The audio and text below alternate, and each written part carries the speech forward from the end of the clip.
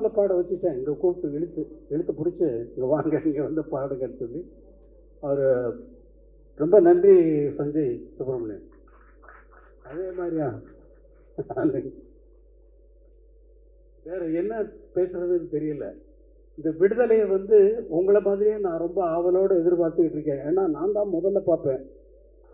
எனக்கு அப்புறம் தான் நீங்கள் தான் பார்க்க முடியும். நான் தானே முதல் ரசிகன். எனக்கு தானே முதல்ல போட்டு காட்டுறீங்க. இப்போ நீங்களே பார்க்கறதுக்காக படம் எடுக்கிறீங்க இல்லை, எல்லாரும் பார்க்கறதுக்கு தான் படம் எடுத்துருக்காரு. இந்த படத்தை ரொம்ப ஆவலோடு எதிர்பார்த்துக்கேன். எல்லாரும் எதிர்பார்க்கறது வந்து ஃபர்ஸ்ட் பார்ட்டில் நினச்சிக்கிட்டு செகண்ட் பார்ட்டில் இப்படி தான் வரும்னு எதிர்பார்க்காதீங்க. அவர் வேறு ரூட்டில் ட்ராவல் பண்ணுறாரு. அது நான் ஒரு மாதிரி இமேஜின் பண்ணிவிட்டு நான் என்னென்னமோ பேசிக்கிட்டு இருந்தேன் அவரோட ரொம்ப. ஆனால் அதெல்லாம் மீறி வந்து ஒரு நல்ல ஒரு வெற்றி படமாக வந்து இதை வந்து ஆக்கணும். இந்த படம் வந்து நல்ல வெற்றி அடையணும். ஏன்னா அவ்வளவு உழைப்பு இருக்குது. இவ்வளவு பேர் நல்லா உழைச்சிருக்காங்க. ராஜீவ் மேனன் சாரை பார்த்தா அவர் யாருன்னு கேட்டேன். எனக்கு தெரியாது, நான் பார்த்ததில்லை. கேரள யார் அது சார் ராஜீவ் மேனன் சார். யார் இந்த கேமரா பண்ணுவார் அவராக? ஆமாம் அவர் தான். என்ன சார்? அதே மாதிரி சேத்தன் இந்த ரொம்ப அவர் செகண்ட் பார்ட்டில் இவர் நான் எதை பார்த்து ரொம்ப பாராட்டணும் அதெல்லாம் வெற்றிமாறன் கட் பண்ணிட்டாரு.